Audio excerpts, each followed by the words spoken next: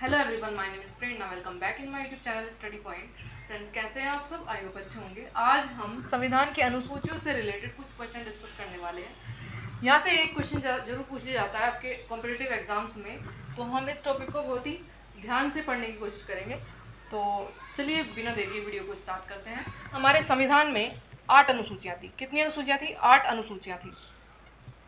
लेकिन जैसे जैसे टाइम बढ़ता गया वहाँ पे 4 अनुसूचियाँ और ऐड हुई हैं, जिसकी वजह से हमारी टोटल जो अनुसूचियाँ हैं वो 12 हो गई हैं बढ़कर। ठीक है, तो हम 12 अनुसूचियों को यहाँ पे डिस्कस करेंगे। तो सब अगर आपसे ये पूछ लिया जाता है कि मूल संविधान में कितनी अनुसूचियाँ हैं, तो आप बताओगे क्या? मूल संविधान में 8 अनुसूचियाँ हैं। लेकिन अगर वर्तमान में पूछ लिया जाए तो वर्तमान में हम कितना बताएंगे? 12 अनुसूचियाँ बताएंगे। तो 12 अनुसूचियों की हम स्टडी यहाँ पे करेंगे। ठीक है, तो हम अपनी फर्स्ट अनुसूची पे जाते हैं। तो फर्स्ट अनुसूची में हमारा क्या है? राज्य व संघराज्य क्षेत्र। कौन है? राज्य व संघराज्य क्षेत्र है फर्स्ट अनुसूची में। ठीक है, इसे हमें कैसे याद रखना है? इसे हमें ऐसे याद रखना है, जिस तरह से कोई भी बुक हम जब खरीदते हैं तो उसमें सबसे पहले उसका इंट्रो दिया होता है फर्स्ट पेज पे।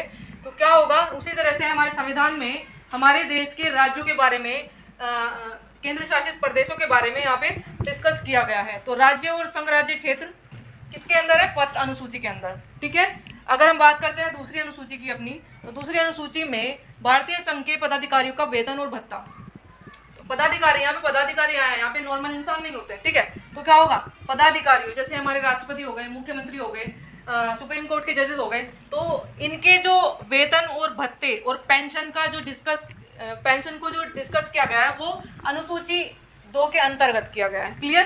नेक्स्ट हम बात करते हैं थर्ड अनुसूची में। तो थर्ड अनुसूची में भारतीय संघ के कुछ पदाधिकारियों की शपथ है। क्या है? शपथ। इसको याद कैसे करेंगे? देखो 3, यहाँ पे क्या है? 3 आ रहा है, तीसरी अनुसूची है ना, और शपथ में भी क्या है? 3 वर्ड है। तो हम इस तरह से रिलेट कर सकते हैं इसको। तो क्या हो जाएगा? तीसरी अनुसूची में हमारे कुछ पदाधिकारियों की शपथ का वर्णन है। ठीक है, तो अनुसूची थर्ड में हमारे क्या है? भारतीय संघ के कुछ पदाधिकारियों की शपथ का वर्णन है। हम कैसे याद करेंगे? तीसरी अनुसूची, तो तीसरी अनुसूची में तीसरी ही अनुसूची हमारी, और 3 ही यहाँ पे वर्ड आ रहे हैं शपथ के अंदर। ठीक है, शपथ के अंदर भी 3 वर्ड हैं और ये तीसरी ही अनुसूची है। इस तरह से हम इसको याद करेंगे। तो पदाधिकारियों की शपथ का वर्णन है यहाँ पे। जैसे हमारे राष्ट्रपति हो गए, कि इनको कौन शपथ दिलाएगा, तो यहाँ पे जो बात करी गई है वो कुछ पदाधिकारियों की शपथ के वर्णन के बारे में बात की गई है। तो पदाधिकारी यहाँ पे प्रधानमंत्री, मुख्यमंत्री, सुप्रीम कोर्ट के जजेस वगैरह की, इनकी शपथ के बारे में यहाँ पे वर्णन किया गया है। किसके अंदर? अनुसूची थर्ड के अंदर। नेक्स्ट हम बात करते हैं चौथी अनुसूची की। तो चौथी अनुसूची में हमारे राज्यसभा प्रतिनिधित्व के बारे में वर्णन है। इसका मतलब क्या है? राज्यसभा में हर राज्य से कितने एमपीज राज्यसभा में जाएंगे, वो हमारा अनुसूची 4th में वर्णन किया गया है। क्या बताया मैंने? कि हर राज्य को ये पता है कि हमारे राज्य से कितने एमपीज राज्यसभा में जाएंगे। इसका वर्णन हमारा अनुसूची 4th में किया गया है। ठीक है, तो राज्यसभा प्रतिनिधित्व किसके अंदर है? चौथी अनुसूची में है। ठीक है, और हम ऐसे भी याद कर लेंगे इसको कि 4 लोग जब मिल जाते हैं तो क्या बन जाती है? वहाँ पे सभा बन जाती है ना, तो राज्यसभा प्रतिनिधित्व। ठीक है, तो यहाँ पे हम इस तरह से याद करेंगे। नेक्स्ट हम बात करते हैं 5वीं अनुसूची की। तो 5वीं अनुसूची में अनुसूचित जाति तथा अनुसूचित जनजातियों के प्रशासन का वर्णन है। क्लियर? क्या बताया मैंने? कि 5वीं अनुसूची में अनुसूचित जाति और अनुसूचित जनजातियों के प्रशासन का वर्णन है। ठीक है, नेक्स्ट हम बात करते हैं छठी अनुसूची की। तो छठी अनुसूची में ओनली अनुसूचित जनजातियों के क्षेत्रों के प्रशासन का वर्णन है। क्लियर? अनुसूचित जनजाति के क्षेत्रों के प्रशासन का वर्णन है, और वो भी हमारे क्या है? कुछ स्पेसिफिक क्या है? क्षेत्र है, जिसमें क्या है? जिसके प्रशासन का वर्णन किया गया है। तो कौन है वो? असम, मेघालय, त्रिपुरा, मिजोरम। कौन से 4 राज्य हैं? असम, मेघालय, त्रिपुरा, मिजोरम। इसको याद कैसे करेंगे? AMTM। ठीक है, या तो हम इससे याद कर सकते हैं। AMTM का मतलब क्या है? यहाँ पे A फॉर असम हो जाएगा, यहाँ पे M फॉर मेघालय हो जाएगा, T फॉर त्रिपुरा हो जाएगा, और M फॉर मिजोरम हो जाएगा। क्लियर? तो यहाँ पे अगर हम बात करते हैं एक और ट्रिक की, तो हम क्या कर सकते हैं? ATM स्क्वायर बोल सकते हैं इसको। क्या? ATM स्क्वायर बोल सकते हैं। तो इससे भी हम क्या कर सकते हैं? इसको याद कर सकते हैं, और AMTM से भी इसको क्या कर देंगे? हम याद कर लेंगे। क्लियर? तो 7वीं अनुसूची, ये हमारी छठी अनुसूची थी। इसमें ओनली क्या है? अनुसूचित जनजातियों के क्षेत्रों के प्रशासन का वर्णन है। नेक्स्ट, और कौन कौन से हमारे क्षेत्र है वो? असम, मेघालय, त्रिपुरा, मिजोरम। क्लियर? नेक्स्ट हम बात करते हैं अनुसूची 7वीं अनुसूची की। तो इसमें क्या है? केंद्र व राज्यों के बीच शक्तियों का विभाजन। केंद्र व राज्यों के बीच शक्तियों का विभाजन किसके अंदर है? 7th अनुसूची में, ठीक है, 7वीं अनुसूची में। तो यहाँ पे 3 तरह की सूची बनाई गई है। कौन कौन सी हमारी सूची है? संघ सूची, राज्य सूची और समवर्ती सूची। तो संघ सूची में ओनली कानून बनाने का जो अधिकार होगा वो ओनली संघ को होगा। राज्य सूची में ओनली राज्य ही कानून बना सकता है इन विषयों पर। समवर्ती सूची में दोनों यानी संघ और राज्य दोनों को कानून बनाने का अधिकार होता है। क्लियर? तो यहाँ पे कुल सब्जेक्ट कितने हैं? 97 सब्जेक्ट हैं और वर्तमान में 98 सब्जेक्ट हैं। इन सब्जेक्ट पे ओनली संघ क्या बना सकता है? कानून बना सकता है। नेक्स्ट हम बात करते हैं राज्य की। तो राज्य में जो हमारे कुल सब्जेक्ट हैं वो 66 हैं और हमारे क्या वर्तमान जो हमारे सब्जेक्ट हैं वो कितने हैं? 59 सब्जेक्ट, ठीक है। इन पर ओनली राज्य कानून बना सकता है। नेक्स्ट हम बात करते हैं समवर्ती सूची की। तो टोटल हमारे कितने हैं? 47 विषय हैं और 52 विषय वर्तमान हैं। इन सब्जेक्ट पे, इन विषयों पे संघ और राज्य दोनों ही क्या बना सकते हैं? कानून बनाने का अधिकार रखते हैं। समझ में आ रही है बात? तो हम एक बार दोबारा से रिवीजन लेते हैं इसका। देखो फर्स्ट अनुसूची में क्या है? जैसे हमारी बुक होती है उसमें फर्स्ट इंट्रोडक्शन होता है हमारा फर्स्ट पेज पे, उसी तरह से यहाँ पे क्या है? संविधान में राज्य में संघराज्य क्षेत्रों का क्या करा गया है? वर्णन किया गया है यहाँ पे, ठीक है। नेक्स्ट हम बात करते हैं दूसरी अनुसूची की। तो दूसरी अनुसूची में क्या है? भत्ते, वेतन, पदाधिकारियों के, बड़े बड़े प्रधानमंत्री हो गया, मुख्यमंत्री हो गया, इनके वेतन के बारे में यहाँ पे डिस्कस किया गया, ठीक है, एक्सप्लेन किया गया है। तो यहाँ पे क्या होगा? देखो दूसरी ऐसे भी याद कर लेंगे हम इसको। देखो नंबर 2 का पैसा, पैसा कौन? वेतन, ठीक है। नंबर 2 का पैसा, इसको सिर्फ याद करने से हम रिलेट कर रहे हैं, ठीक है।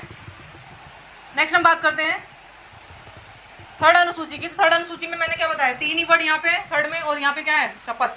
शपथ में भी 3 वर्ड हैं, तो क्या हो जाएगा? तीसरी अनुसूची में शपथ का वर्णन है। नेक्स्ट हम बात करते हैं चौथी अनुसूची की। 4 लोग जब भी मिल जाएंगे तो क्या बन जाएगा? वहाँ पे सभा बन जाएगी। तो राज्यसभा प्रतिनिधित्व, यानी कितने MP जाएंगे हर राज्य से राज्यसभा में, वो यहाँ पे वर्णन किया गया है। नेक्स्ट हम बात करते हैं 5वीं अनुसूची की। तो 5वीं अनुसूची में SC और ST के प्रशासन का वर्णन है। नेक्स्ट हम बात करते हैं 6ठी अनुसूची। तो 6ठी अनुसूची में ओनली क्या था? ओनली अनुसूचित जनजाति के क्षेत्रों का वर्णन है, ठीक है। कौन कौन से राज्यों में? असम, मेघालय, त्रिपुरा, मिजोरम, ठीक है। हम क्या कैसे याद करेंगे? AMTM या ATM स्क्वायर, ठीक है, AMTM या ATM स्क्वायर, इससे हम याद कर लेंगे। असम, मेघालय, त्रिपुरा, मिजोरम। क्लियर हो रहा है? नेक्स्ट हम बात करते हैं 7वीं अनुसूची की। तो 7वीं अनुसूची में केंद्र और राज्य के बीच शक्तियों का विभाजन है। शक्तियों का विभाजन कैसे? 3 सूचियां बनाई गई है, संघ सूची, राज्य सूची और समवर्ती सूची।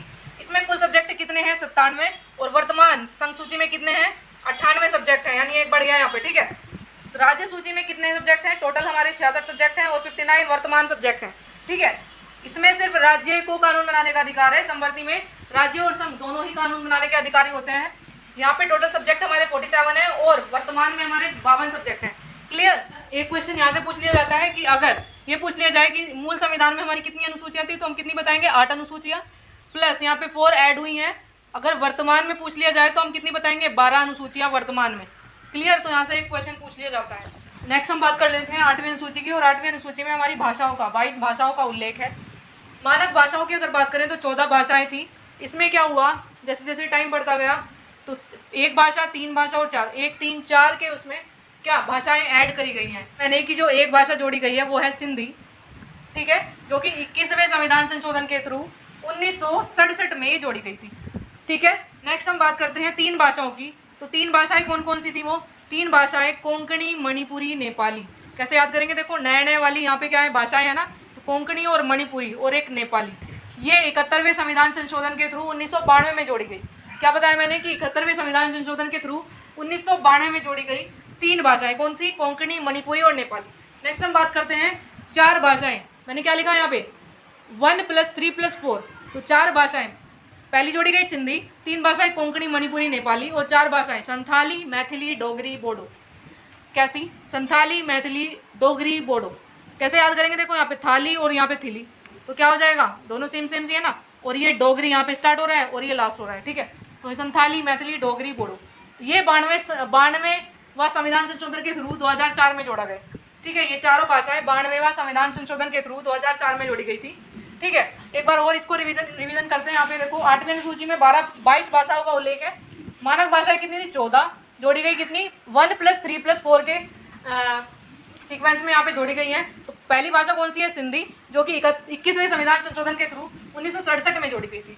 नेक्स्ट हमारी क्या है? 3 भाषाएं हैं। 3 भाषाएं कौन कौन सी है? यहाँ पे कोंकणी, मणिपुरी, नेपाली, जो कि 71वें संविधान संशोधन के थ्रू 1992 में जोड़ी गई थी। नेक्स्ट हमारी आती है 4 भाषाएं। 4 भाषाएं कौन कौन सी है यहाँ पे? संताली, मैथिली, डोगरी, बोडो। जो कि 92वां संविधान संशोधन के थ्रू 2004 में जोड़ी गई थी। नेक्स्ट हम बात करते हैं 9वीं अनुसूची की। तो 9वीं अनुसूची में क्या है, भूमि सुधार के बारे में, भूमि संबंधी यहाँ पे क्या है उल्लेख किया गया है। ये हमारा क्या था 9वीं अनुसूची में, पहला संविधान संशोधन के तहत ये 9वीं अनुसूची जोड़ी गई 1951 में। 1951 में हमारा पहला संविधान संशोधन हुआ जिसके तहत 9वीं अनुसूची जोड़ी गई भूमि सुधार से रिलेटेड। नेक्स्ट हम बात कर लेते हैं 10वीं अनुसूची की। तो 10वीं अनुसूची 52वें संविधान संशोधन के थ्रू 1985 में जोड़ी गई। इसके अंतर्गत क्या लिया गया है, दल बदल संबंधी एक्सप्लेनेशन दिया हुआ है किसके अंदर, 10वीं अनुसूची के अंदर, जो कि 52वां संविधान संशोधन था 1985 में किया गया था। क्लियर। दल बदल क्या होता है, जैसे हमने क्या किया है, इलेक्शन लड़ा है और हम जीतने के बाद ये कह दें कि हम दूसरी पार्टी में जाएंगे, तो ये क्या होगा, ये दल बदल कहलाएगा। इससे आपकी जीत भी रद्द की जा सकती है। ठीक है, तो ये क्या है दल बदल, किसके अंतर्गत आता है, ये 10वीं अनुसूची के अंतर्गत आता है। नेक्स्ट हम बात करते हैं 11वीं अनुसूची की। तो 11वीं अनुसूची में क्या है, पंचायती राज। पंचायती राज ये 73वां संविधान संशोधन था और 1992 में जोड़ी गई हमारी क्या 11वीं अनुसूची। क्या बताया मैंने कि 11वीं अनुसूची हमारी 73वें संविधान संशोधन के थ्रू 1992 में जोड़ी गई है, जिसके अंतर्गत क्या है, पंचायती राज। और इसके अंतर्गत कितने 29 विषय हैं जिस पर पंचायत क्या ले सकती है, कानून बनाने का अधिकार रखती है। क्या मैंने ये बताया कि 11वीं अनुसूची 73वें संविधान संशोधन के थ्रू 1992 में जोड़ी गई, जिसमें क्या था 29 विषय थे और 29 विषय पर हमारी जो पंचायत है वो कानून बनाने का अधिकार रखती है। नेक्स्ट हम बात करते हैं 12वीं अनुसूची की। तो 12वीं अनुसूची में नगर निगम है, इसमें कितने विषय हैं, 18 विषय हैं। और 12वीं अनुसूची 74वें संविधान संशोधन के थ्रू 1993 में जोड़ी गई। क्या बताया मैंने कि 12वीं अनुसूची 74वें संविधान संशोधन के थ्रू 1993 में जोड़ी गई है, जिसके अंतर्गत क्या आता है, नगर निगम आता है। और इसके अंतर्गत कितने 18 विषय हैं। पंचायती राज में 29 विषय और नगर निगम में 18 विषय। 18 विषय पर नगर निगम जो है वो कानून बनाने का अधिकार रखती है। तो इस तरह से हमारी 12 अनुसूची हमने पढ़ी है। एक बार रिवीजन लेते हैं इसका। 8वीं अनुसूची 22 भाषाओं का उल्लेख, मानक भाषाएं 14। अगर मानक भाषाएं पूछ ली जाए तो 14 मानक भाषाएं बताएंगे। यहाँ पे क्या है, पहले एक भाषा जोड़ी गई, फिर 3, फिर 4। ठीक है, 1 + 3 + 4। यहाँ पे इस तरह से भाषाएं जोड़ी गई हैं। पहली भाषा कौन सी थी, सिंधी। 3 भाषाएं कौन कौन सी थी, कोंकणी, मणिपुरी, नेपाली। 4 भाषाएं कौन कौन सी थी, संथाली, मैथिली, डोगरी, बोडो। ठीक है, जो पहला संविधान जो हमारा क्या है, पहली भाषा जोड़ी गई वो 21वें संविधान संशोधन के थ्रू जोड़ी गई 1967 में। ठीक है, कोंकणी, मणिपुरी, नेपाली ये 3 भाषाएं जोड़ी गई 71वें संविधान संशोधन के थ्रू 1992 में। और संथाली, मैथिली, डोगरी, बोडो ये 92वां संविधान संशोधन था जो कि 2004 में किया गया। क्लियर। नेक्स्ट हम बात करते हैं 9वीं अनुसूची जो कि भूमि सुधार से रिलेटेड है और ये पहला संविधान संशोधन था 1951 में किया गया। क्लियर। नेक्स्ट हम बात करते हैं 10वीं अनुसूची की। तो 10वीं अनुसूची दल बदल संबंधी एक्सप्लेनेशन यहाँ पे करा गया है। 10वीं अनुसूची 52वां संविधान संशोधन और 1985 में किया गया था। 52वां संविधान संशोधन 1985 में किया गया था। ठीक है, जो कि दल बदल से रिलेटेड था। यहाँ पे 10वीं अनुसूची जोड़ी गई थी इसमें। ठीक है, दैसे दल दैसे दस। ठीक है, ऐसे याद कर लेंगे हम। नेक्स्ट हम बात करते हैं 11वीं अनुसूची की। तो 11वीं अनुसूची पंचायती राज से रिलेटेड है और इसमें 29 विषय है। ये हमारी 73वां संविधान संशोधन था जो कि 1992 में किया गया और यहाँ पे 11वीं अनुसूची जोड़ी गई।